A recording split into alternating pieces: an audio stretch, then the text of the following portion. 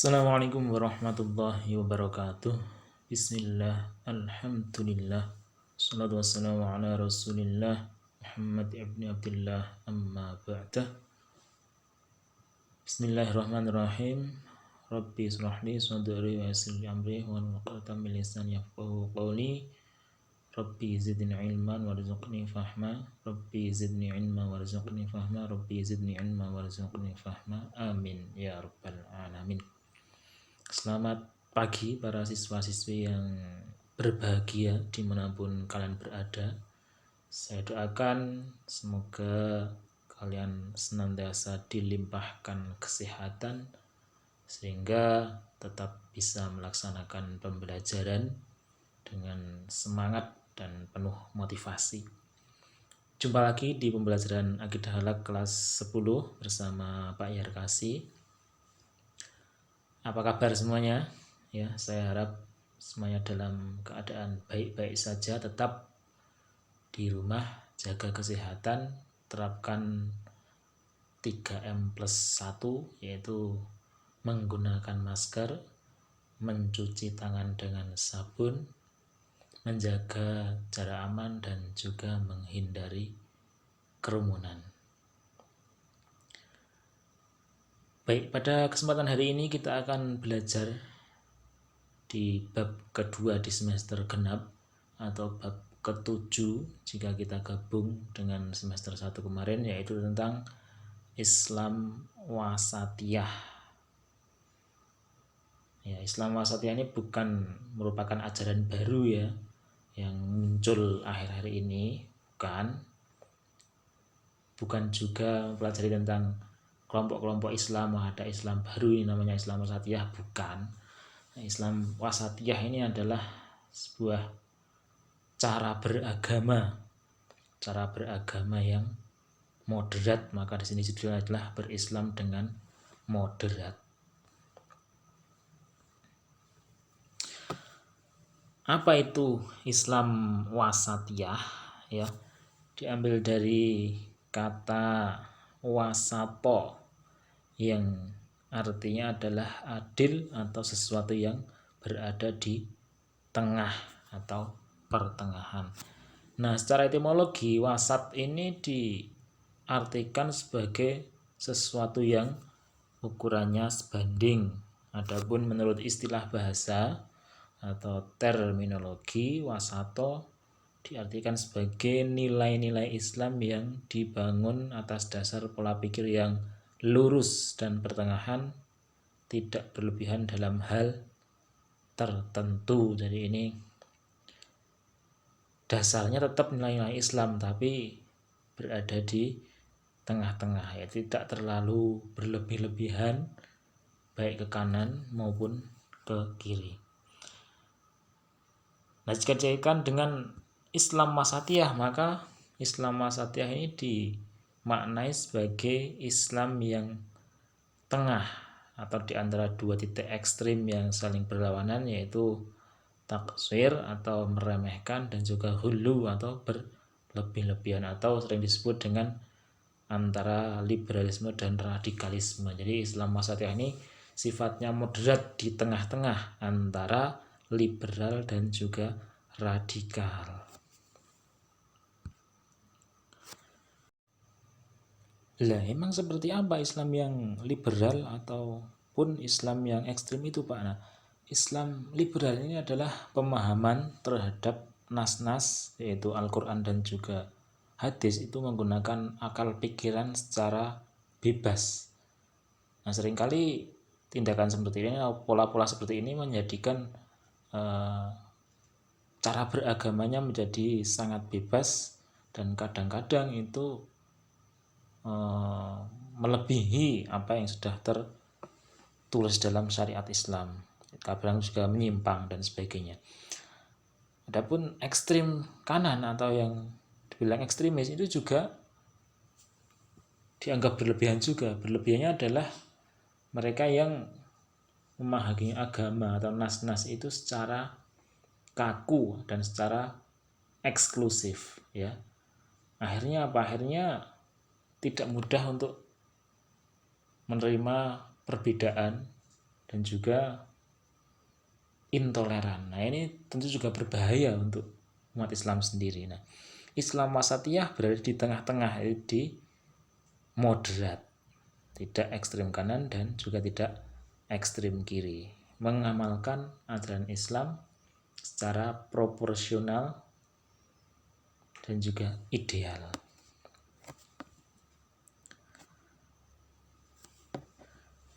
Ya, Islam wasatiyah adalah Islam jalan tengah, atau sudah saya sebutkan tadi adalah Islam yang moderat, yaitu Islam yang cinta damai, toleran, menerima perubahan demi kemaslahatan, perubahan fatwa karena situasi dan kondisi, dan perbedaan penetapan hukum karena perbedaan kondisi dan psikologi seseorang adalah adil dan bijaksana. Seperti hadis Rasulullah SAW yang diriwayatkan oleh Baihaqi, amrom baina amroini wa khairul umuri awsatuha. Itu kita dianjurkan untuk memilih perkara itu harus berada di tengah-tengah. Karena apa? Karena sebaik-baiknya proses adalah sikap yang paling tengah atau moderat. Sebagaimana Allah Subhanahu wa taala telah berfirman dalam surat Al-Baqarah ayat 143, dan yang unik juga, tentu ini bukan suatu kebetulan ya, tapi ini adalah suatu mukjizat atau suatu keistimewaan dari Al-Quran, bahwa ayat ini berada di tengah-tengah surat Al-Baqarah. Sebagaimana yang kita tahu bahwa Al-Baqarah itu jumlahnya ada 286 ayat, dan ayat ini berada di ayat ke-143, artinya ayat yang tengah-tengah surat Al-Baqarah. A'udzubillahi minasyaitonirrajim. Bismillahirrahmanirrahim. Wa kadzalika ja'alnakum ummatan wasatan litakunu syuhada'a 'alan nasi wa yakunar rasulu 'alaikum syahida. Dan demikian pula kami telah menjadikan kamu, umat Islam, umat yang adil dan pilihan agar kamu menjadi saksi atas perbuatan manusia dan agar Rasul Muhammad menjadi saksi atas perbuatan kamu. Nah, makna al-wasatiyah dalam Quran surat Al-Baqarah ayat 143 tersebut dimaknai oleh beberapa mufassir. Jadi yang pertama, menurut Al-Tabari, kata al-wasatiyah bermakna yang dipilih, yang terbaik, yang adil, atau dipilih dan terbaik karena karakteristik seseorang menjadi adil. Kemudian menurut Ibnu Katsir, berarti wasatiyah ini adalah yang terbaik, yang paling rendah hati, dan yang bersikap adil. Kemudian menurut Al-Qurtubi, kata wasatiyah bermakna adil dan terbaik. Nah, dalam konteks ini bukan berarti mengambil posisi sentral atau tengah dalam materi seperti posisi antara baik dan buruk. Sementara menurut Ar-Razi, kata al-wasatiyah memiliki 4 makna. Apa aja? Yaitu adil, tidak memihak antara dua pihak yang bertikai.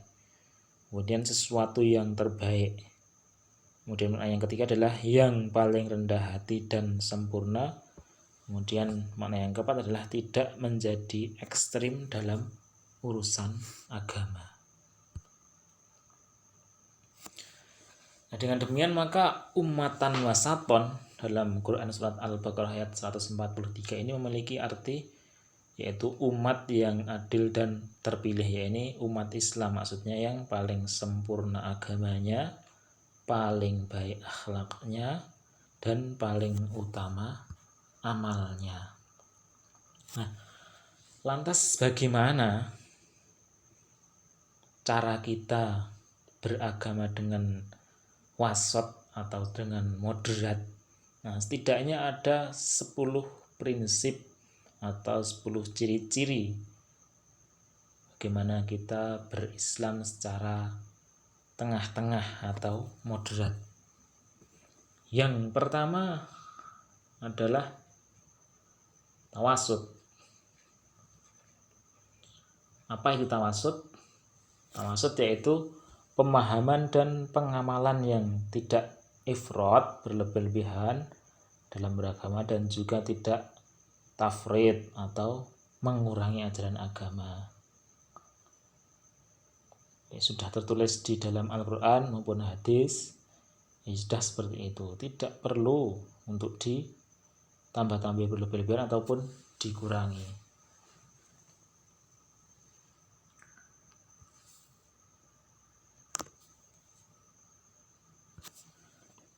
Kemudian yang kedua adalah tawazun, yaitu pemahaman dan pengamalan agama secara seimbang yang meliputi aspek kehidupan baik dunia maupun ukhrawi. Jadi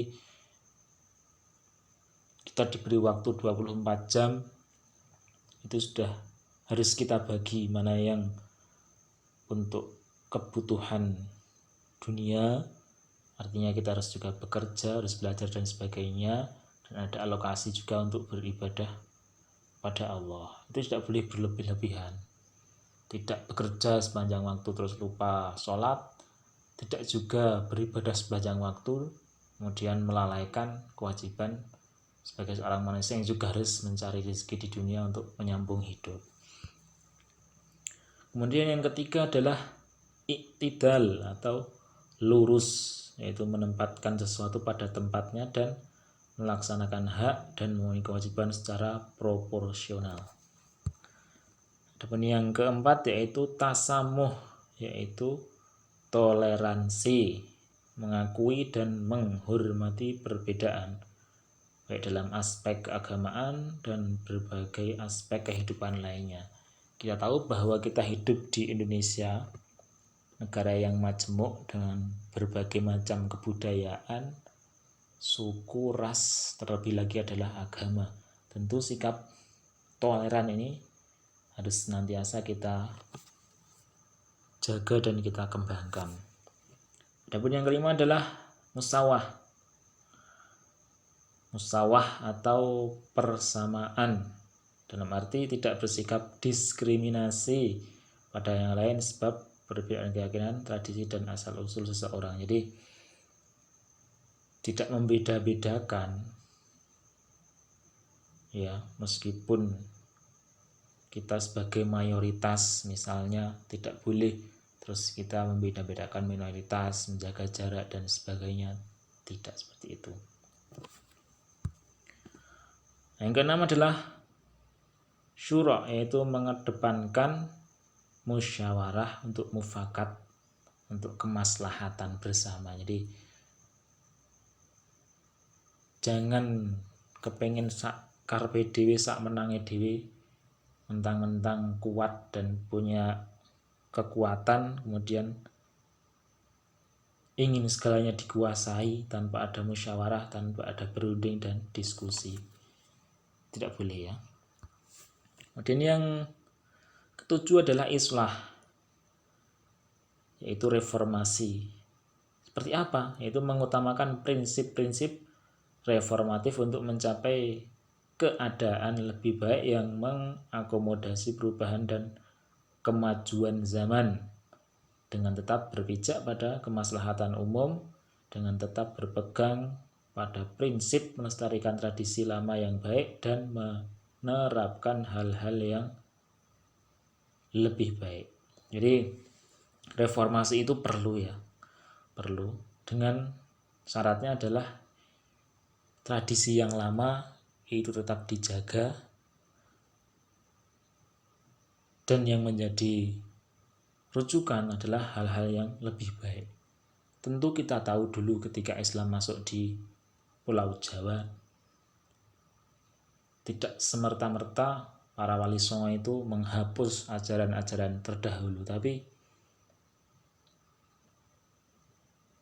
hanya mengubah isinya yang dulunya bercorak penyembahan-penyembahan, kemudian isinya diganti dengan ajaran-ajaran yang Islami. Kemudian yang ke-8 adalah aulawiyah atau mendahulukan yang prioritas. Kita harus punya skala priority, yaitu mampu untuk mengidentifikasi hal-hal yang ihwal, yang lebih penting harus diutamakan untuk diimplementasikan dibanding dengan kepentingan yang lebih rendah. Tentu dalam Islam ada yang namanya wajib, ada yang sunnah, ada yang mubah, bahkan ada yang makruh maupun haram. Nah, ini tentu tingkatan-tingkatan seperti ini harus kita pahami, mana yang menjadi wajib, mana yang menjadi sunnah, agar apa? Agar kita mendahulukan yang prioritas dulu. Kemudian yang ke-9 adalah tatawur wa ibtikar, yaitu selalu dinamis dan juga inovatif. Artinya apa? Artinya selalu terbuka dengan perubahan zaman yang kita rasakan hari ini cepat sekali ya.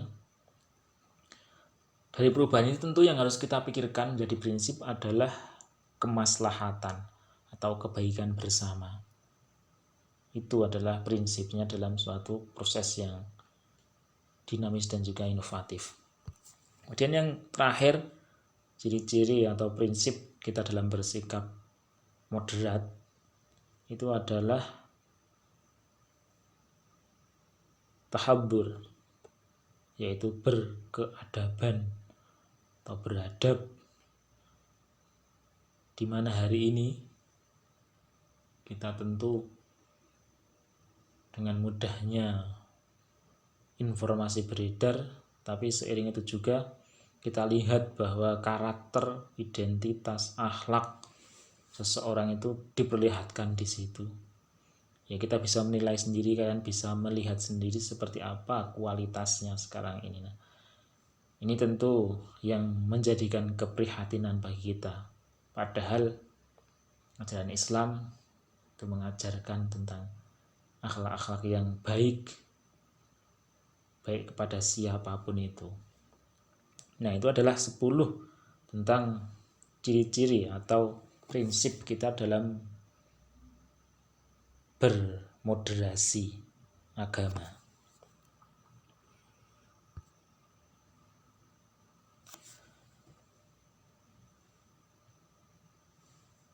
Nah, Islam yang moderat itu dapat dilihat dari cara seseorang berpikir dan juga cara seseorang bergerak.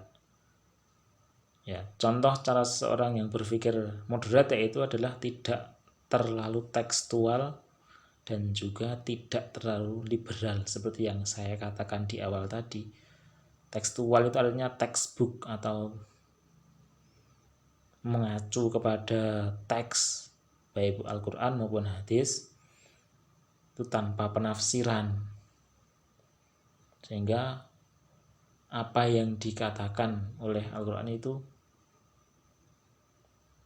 dipraktekkan secara kaku karena tidak adanya pemahaman melalui penafsiran yang benar. Kemudian liberal itu juga pemahaman teks yang terlalu bebas sehingga menjadikan melenceng. Sementara Islam rahmatan lil alamin itu adalah Islam yang dinamis, Islam yang tidak kaku dan juga tidak mudah-mudahkan juga. Ya, itu namanya proporsional, tidak kaku tapi juga tidak menggampangkan. Tidak galak tapi juga tidak mencari yang mudah-mudah saja.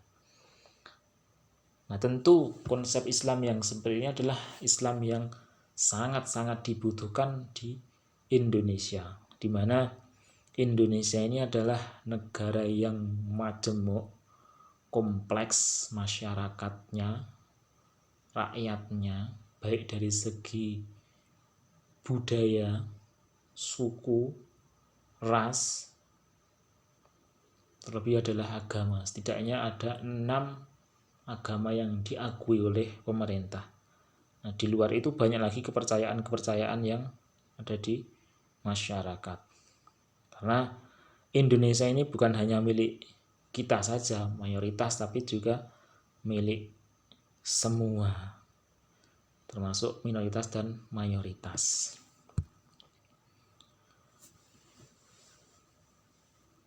Nah, selanjutnya bagaimana cara kita untuk membiasakan diri atau bersikap moderat dalam beragama? Nah, ada 3 setidaknya kiat dalam beragama secara wasatiyah.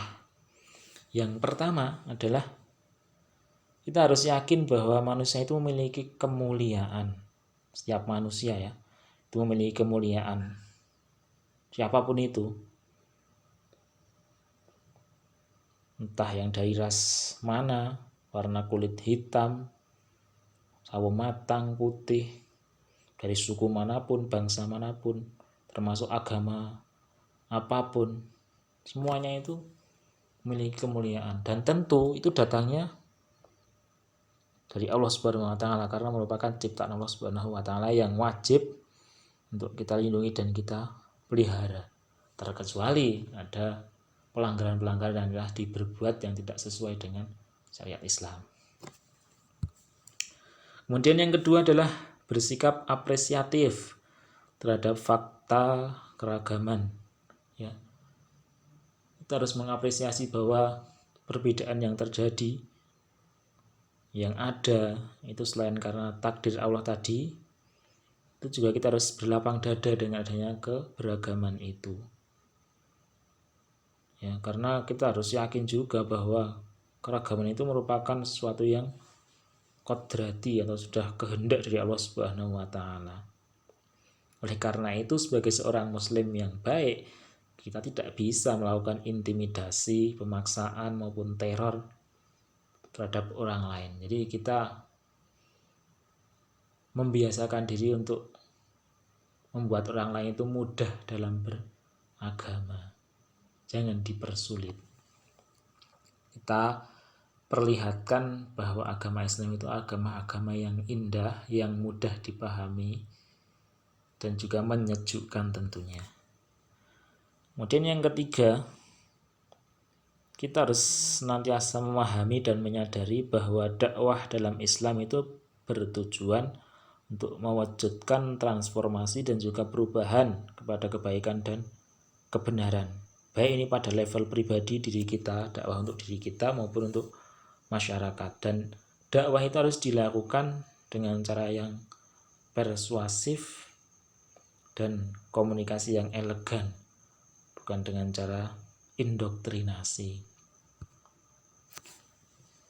Adapun yang keempat adalah toleransi dengan tetap berpegang teguh pada keyakinan dan keimanan masing-masing. Jangan sampai toleransi ini terlewat batas. Artinya apa? Artinya kita sebagai umat Islam itu ada batas-batas juga dalam bertoleransi. Ada hal-hal yang membatasi kita dalam urusan akidah dan juga ritual-ritual keagamaan. Nah, ini tentu harus kita pahami bersama.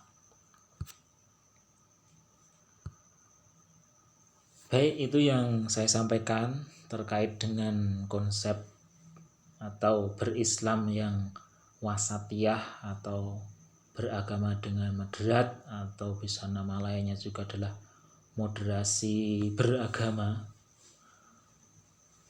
Tentu sebuah cara beragama yang moderat ini adalah cara beragama yang harus senantiasa kita kembangkan, harus senantiasa kita jaga. Supaya apa? Supaya agama Islam ini menjadi agama yang sejuk, agama yang kalem, tidak dilihat sebagai agama yang pro terhadap kekerasan, seperti yang kita tahu bahwa